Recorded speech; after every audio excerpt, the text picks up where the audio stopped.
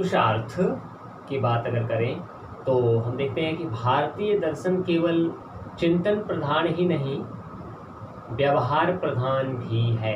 ये एक जीवन मार्ग है। भारतीय दर्शन में जहाँ विचारों की स्वतंत्रता है, वहाँ नियमों का पालन भी यहाँ बहुत कठोरता से किया जाता है। संपूर्ण जीवन धर्म एवं दर्शन की कड़ियों में आबद्ध है।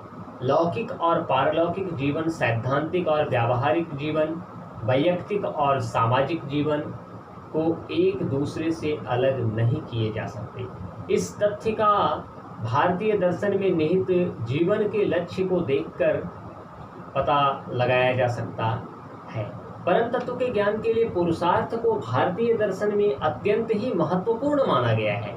व्यक्ति के कर्मों के लक्ष्य को ही पुरुषार्थ कहा जाता है। जिसके लिए मनुष्य की चेष्टाएं होती है वे ही उसके पुरुषार्थ हैं। धर्म, अर्थ, काम और मोक्ष, ये 4 पुरुषार्थ हैं। इनमें प्रथम 3 साधन है, धर्म, अर्थ और काम साधन है, जबकि मोक्ष साध्य है।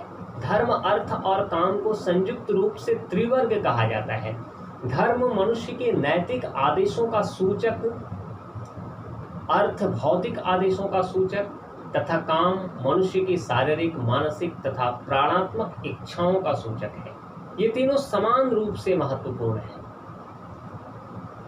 मनु के अनुसार धर्म, अर्थ और काम का सेवन करके देव, पितृ, ऋषि तथा मनुष्य के ऋणों को उतार कर ही मोक्ष का प्रयास करना चाहिए। किसी एक पर जोर देने से जीवन का संतुलन बिगड़ जाता है। स्वाभाविक प्रवृत्ति की दृष्टि में क्रमशः काम, अर्थ, धर्म और मोक्ष आता है। पहले काम, फिर अर्थ, फिर धर्म और मोक्ष। परंतु आदर्श जीवन की दृष्टि से इनका क्रम भिन्न है। आदर्श जीवन की दृष्टि से क्रमशः धर्म, अर्थ, काम और मोक्ष का स्थान है। यह भी एक तथ्य है कि सभी पुरुषार्थ का अपना अपना क्षेत्र है। अपने क्षेत्र से अतिक्रमण करने पर वे पुरुषार्थ नहीं रहते। जब वो अपने क्षेत्र से भटकते हैं और अपने क्षेत्र का अतिक्रमण कर लेते हैं तब वे पुरुषार्थ नहीं रह जाते हैं। उनको पुरुषार्थ नहीं कहते। पुरुषार्थ की ये जो अवधारणा है इसकी तुलना यूरोपीय नीति शास्त्री अर्बन के मूल्यवाद से की जा सकती है। अर्बन ने मानवीय मूल्यों को 8 वर्गों में रखा है और उनमें आत्मपूर्णता की दृष्टि से धार्मिक मूल्यों को सर्वोच्च बतलाया है। 4 पुरुषार्थों में जो प्रथम पुरुषार्थ है वो है धर्म। आध्यात्मिक जीवन के लिए धर्म पुरुषार्थ आवश्यक है। धर्म के विषय में ये उक्ति सही है कि यह जीवन का परिपूर्ण नियम है। धर्म संपूर्ण जीवन का नियमन करता है। धर्म की अवधारणा का उपनिषदों में विशेष महत्व है। ऐसा कहा गया कि जो धारण करने के योग्य है, जो संसार को धारण करे वही धर्म है। धरित्री धारयति वा लोकम इति धर्म। जो संसार को धारण करे वही धर्म है। दूसरे शब्दों में जो धारण किया जाए वह धर्म है। धीयते जह सधर्म। जो धारण किया जाए वह धर्म है। भाव यह है कि धारण करने योग्य कर्म ही धर्म है। यह कहें कि नैतिक कर्मों का आचरण ही धर्म है। कर्तव्यों का पालन, नियमानुकूल अर्थात शास्त्रों के अनुकूल कर्म ही धर्म है। तप, दान, आर्जव, अहिंसा और सत्य, ये 5 सद्गुण हैं जिनका पालन धर्म के लिए आवश्यक है। यह कहा जा सकता है कि स्वरूप की रक्षा करने वाला कर्म ही धर्म है। स्वरूप रक्षको ही धर्म। वैशेषिक दर्शन के अनुसार यतोभ्युदयः निःश्रेयस सिद्धेः स धर्म, अर्थात धर्म वह है जो इहलोक तथा परलोक में सफलता दे। धर्म लौकिक सुख तथा मोक्ष की प्राप्ति में सहायक है। धर्म मनुष्य को ईश्वर से जोड़ता है। ईश्वर के प्रति विश्वास, श्रद्धा एवं भक्ति ही धर्म है। धर्म जीवन को बांधने का काम करता है। धर्म समाज की विभिन्न मान्यताओं एवं अवधारणाओं के मध्य समन्वय स्थापित करता है। भारतीय विद्वानों के मतानुसार धर्महीन मनुष्य पशु के समान है। धर्मो विहीनः पशुभिः समानः। धैर्य, क्षमा, संयम, चोरी न करना, आंतरिक व बाह्य शुद्धि, इंद्रिय संयम, बुद्धि, शिक्षा, सत्य और क्रोध न करना, धर्म के ये 10 लक्षण हैं। धर्म मनुष्य का भूषण है। नैतिकता धर्म का मूल है। धर्म दूसरे पुरुषार्थों का, दूसरे और सारे जितने भी पुरुषार्थ हैं, अर्थ, काम और मोक्ष, उनका मूल है। धर्म एक साधन है जिससे ईश्वर को प्राप्त किया जा सकता है। वेद, पुराण आदि में भी पुरुषार्थों में धर्म को सबसे अधिक महत्व दिया गया है। धर्म समाज में शांति और सुव्यवस्था बनाए रखता है। तो दूसरा पुरुषार्थ अर्थ है। अर्थ या भौतिक संपन्नता ये अनिवार्य है। जीवन जीने योग्य तभी हो सकता है जब अर्थ की समुचित व्यवस्था हो। आर्थिक दृष्टि से अकिंचन व्यक्ति या समाज कभी जीवन की पूर्णता को प्राप्त नहीं कर सकता। जो आर्थिक दृष्टि से कमजोर रहेगा वो जीवन को पूर्णता से प्राप्त नहीं कर सकता। भारतीय दर्शन में अर्थ को परम लक्ष्य तो नहीं माना गया है, परंतु परम लक्ष्य की प्राप्ति में यह कुछ सीमा तक सहायक अवश्य है। आर्थिक संकट से मुक्त व्यक्ति या समाज ही आध्यात्मिक जीवन को विकसित कर सकता है। जब मनुष्य के कर्मों का लक्ष्य धन या संपत्ति की प्राप्ति हो तब उसे अर्थ कहा जाता है। संपत्ति की इच्छा भी मौलिक इच्छाओं में है। मनुष्य को जीवित रहने के लिए धन आवश्यक है। मनुष्य के जीवित रहने के लिए धन आवश्यक है। धन सभी गुणों की खान है। चाणक्य के अनुसार बाणों का लगा हुआ घाव अर्थ से दूर होता है। वात्स्यायन के अनुसार विद्या, भूमि, सोना, चांदी, पशु, धन, धान्य आदि सभी अर्थ है।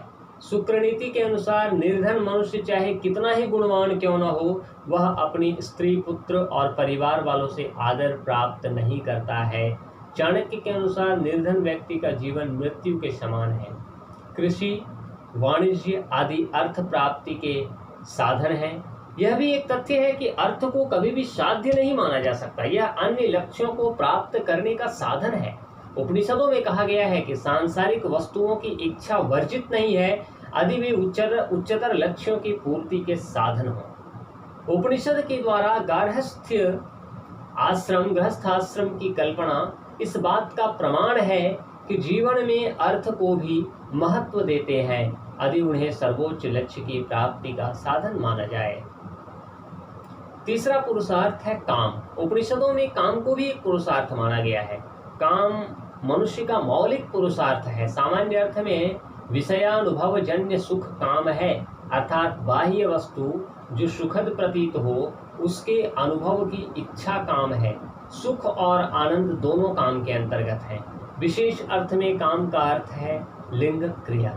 जिस काम वासना के त्याग की शिक्षा दी जाती है वह है पशुवत काम वासना। इच्छाएं हों पर मनुष्य के अंदर के ईश्वर का, न कि पशु का, काम से आनंद की उत्पत्ति होती है। जिस काम को उपनिषदों में पुरुषार्थ माना गया है वह है सर्वोच्च शुभ को प्राप्त करने की कामना। काम शब्द बड़ा व्यापक है। इच्छा, कामना, वासना, स्पृहा, तृष्णा, ऐषणा आदि सभी को काम माना गया है। महाभारत के अनुसार 5 ज्ञानेंद्रिय, मन और बुद्धि के साथ विषयों का जो संबंध होता है और उस संबंध में जो आनंद या सुख उत्पन्न होता है वही काम है। काम सूत्र के अनुसार अभिमान सहित रस से ओतप्रोत सभी इंद्रियों का आनंद जिससे उत्पन्न होता है वही काम है। काम वह लक्ष्य है जहां मनुष्य को संवेगात्मक एवं सृजनात्मकता प्राप्त हो। यानी काम वो लक्ष्य है जहां मनुष्य के संवेगात्मक और सृजनात्मक पक्ष है। जीवन में इसकी पूर्ति आवश्यक है। यदि मनुष्य को इससे वंचित रखा जाए, काम से वंचित रखा जाए, तो उसका जीवन पूर्ण नहीं कहा जा सकता। इसके अभाव में अनेक मानसिक और शारीरिक उपद्रव हो सकते हैं। जीवन में इसकी प्रधानता तो अवश्य है, परंतु यह परम लक्ष्य नहीं है। यदि जीवन नियंत्रित नहीं हुआ या अन्य मूल्यों से संबद्ध नहीं रहा तो जीवन के विकास में यह बाधक सिद्ध होगा। धर्म, अर्थ और काम ये तीनों लौकिक पुरुषार्थ हैं। तीनों की साधना करनी चाहिए। इस प्रकार से अर्थ और काम भौतिक जीवन तक ही महत्वपूर्ण है। अर्थ एवं काम की संतृप्ति करनी चाहिए, किंतु धर्म की मर्यादा को ध्यान में रखते हुए व्यक्तिगत ही नहीं, सामाजिक जीवन और व्यवस्था का मूल आधार धर्म ही है। मानव जीवन के यही 3 लक्ष्य हैं, और जो चौथा पुरुषार्थ है, जो परम पुरुषार्थ है, वो है मोक्ष। संसार के बंधनों से छुटकारा की इच्छा ही मोक्ष है। संसार से छुटकारा और दुख से निवृत्ति ही मोक्ष कहा जाता है। ईश्वर से एकाकार का आदर्श ही मोक्ष है। मोक्ष आत्मपूर्णता है। यह आनंद को सिद्ध करना है। यह मानव को देवता, सापेक्ष को निरपेक्ष बनाने की स्थिति है। इसे गीता ने स्थित प्रज्ञ और जैन, बौद्ध तथा सांख्य ने जीवन मुक्ति कहा है। दुख मनुष्य के अज्ञान के कारण होता है। अज्ञान दूर होने से मुक्ति प्राप्त होती है। मोक्ष की अवस्था में बाह्य पदार्थों की प्राप्ति से सुखानुभूति नहीं होती। जैन, बौद्ध, सांख्य तथा वेदांत के अनुसार मोक्ष इसी जीवन में प्राप्त किया जाता है। उस अवस्था को जीवन मुक्ति कहा जाता है। मृत्यु के उपरांत मिलने वाले मोक्ष को विदेह मुक्ति कहा जाता है। जीवन का आध्यात्मिक पक्ष मनुष्य को व्यग्र करता है। इस व्यग्रता में वह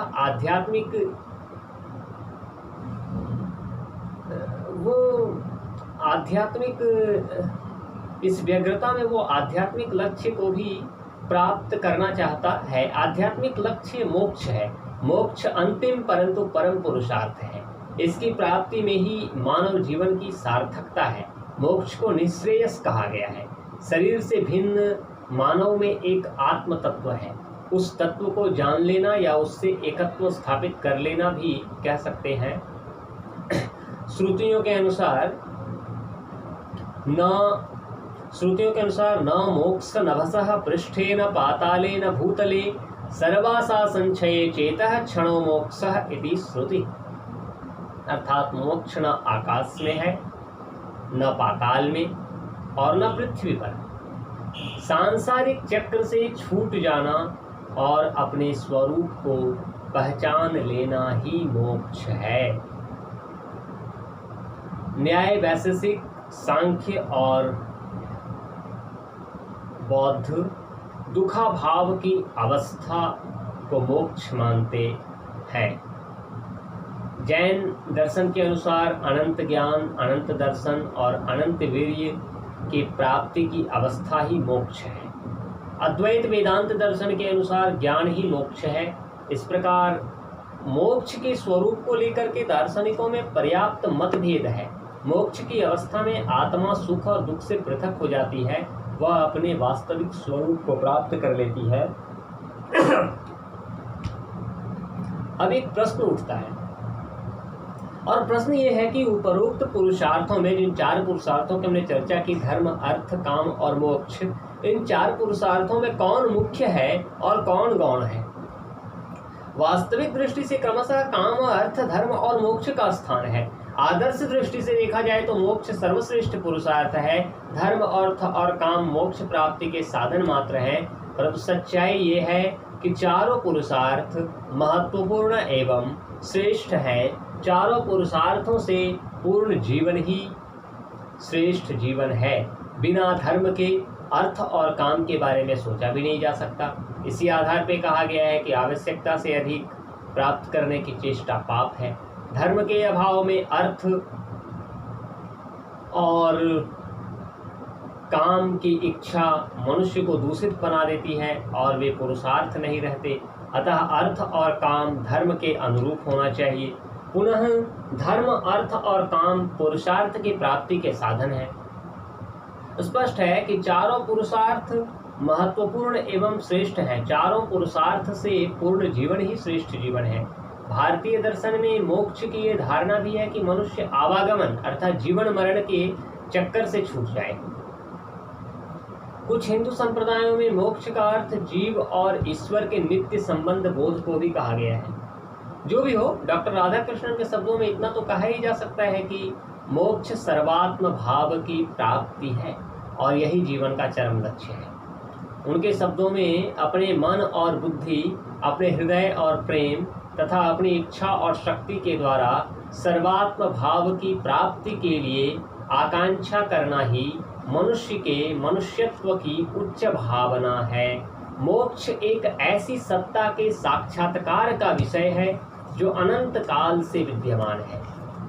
जीव के ब्रह्म से भिन्न एवं मिथ्या होने के कारण उपाधि के नाश से जीवत्व का नाश ही मुक्ति है। यह सर्वश्रेष्ठ तथा अद्वितीय स्वर्गीय सुख है। नैतिक जीवन का आधार आध्यात्मिक मोक्ष है, वरन इसके प्रति हमारा दृष्टिकोण परिवर्तित हो जाता है। उपाधि के भाव से जीवत्व का नाश ही मुक्ति है। जीव के ब्रह्म से भिन्न एवं मिथ्या होने के कारण उपाधि के भाव से जीवत्व का नाश ही मुक्ति है। यह सर्वश्रेष्ठ तथा अद्वितीय स्वर्गीय सुख है। नैतिक जीवन का आधार आध्यात्मिक मोक्ष है। मोक्ष का सार सुख तथा दुख का नितांत अभाव है। मोक्ष की प्राप्ति से संसार में कोई परिवर्तन नहीं होता, वरन इसके प्रति हमारा दृष्टिकोण परिवर्तित हो जाता है। मोक्ष के आत्मस्वरूप होने के कारण उसकी प्राप्ति का कथन औपचारिक है। वास्तव में आत्मस्वरूप जीव सदैव मुक्त है। अविद्या के कारण वह अमुक्तवत प्रतिभासित होता है। मुक्ति या मोक्ष को परम पुरुषार्थ कहा गया है। मोक्ष की अवस्था में अविद्या के सब बीज भस्म हो जाते हैं। दुख से पूर्ण छुटकारा ही मुक्ति है। इस कार्य के लिए आत्मज्ञान आवश्यक है। गीता में आत्मज्ञान के लिए आत्मनियंत्रण की बात बताई गई है। आत्मा को नियंत्रण में रखकर ही आध्यात्मिक क्षेत्र में आगे बढ़ा जा सकता है, जो हमें मोक्ष की ओर ले जाता है। परम तत्व को ज्ञान से मोक्ष की प्राप्ति होती है। परम तत्व के ज्ञान से मोक्ष की प्राप्ति होती है। परम तत्व के ज्ञान के उपरांत ब्रह्म भाव की प्राप्ति होती है। ज्ञानी ब्रह्म से मिल जाता है, यूँ कहें कि ब्रह्म ही हो जाता है। परमात्मा का ज्ञान होते ही पुरुष उत्कृष्टता की चरम सीमा पर पहुंच जाता है, जिसे मोक्ष कहा जाता है।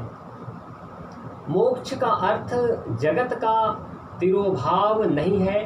तात्विक रूप से मोक्ष ऐसी अवस्था है जिसमें शारीरिक बंधन से मुक्ति मिल जाती है। अनेकता रहे या न रहे, मोक्ष की अवस्था में कोई फर्क नहीं पड़ता। यदि अनेकता से परिपूर्ण इस विश्व में पथभ्रष्ट होने से बच जाएं, तो हमें मोक्ष की प्राप्ति हो सकती है। मोक्ष को प्राप्त व्यक्ति के लिए दृश्य जगत, जिसमें अपने शरीर भी समाविष्ट है, वो नष्ट नहीं होता, वरन इस विषय में उसका दृष्टिकोण सम्यक रूप से आ जाता है। जीवन का परम लक्ष्य मोक्ष है। इसे प्राप्त करने के लिए साधना की आवश्यकता है। संपूर्ण जीवन इसी लक्ष्य की प्राप्ति के लिए ही साधनारत होना चाहिए। साधना के विभिन्न मार्ग हैं: कर्म मार्ग, ज्ञान मार्ग, भक्ति मार्ग, योग मार्ग। इनमें से किसी भी मार्ग से अभिष्ट की प्राप्ति की जा सकती है। हम किसी भी मार्ग को अपना लें, उस रास्ते से चल करके हमें मोक्ष मिल जाएगा, हमारा अभिष्ट हमें मिल जाएगा। भारतीय दर्शन में इन सभी मार्गों का समाहार मिलता है। भारतीय दर्शन में इन विभिन्न मार्गों से लक्ष्य की प्राप्ति करने वाले साधकों और महापुरुषों के उदाहरण भी हैं।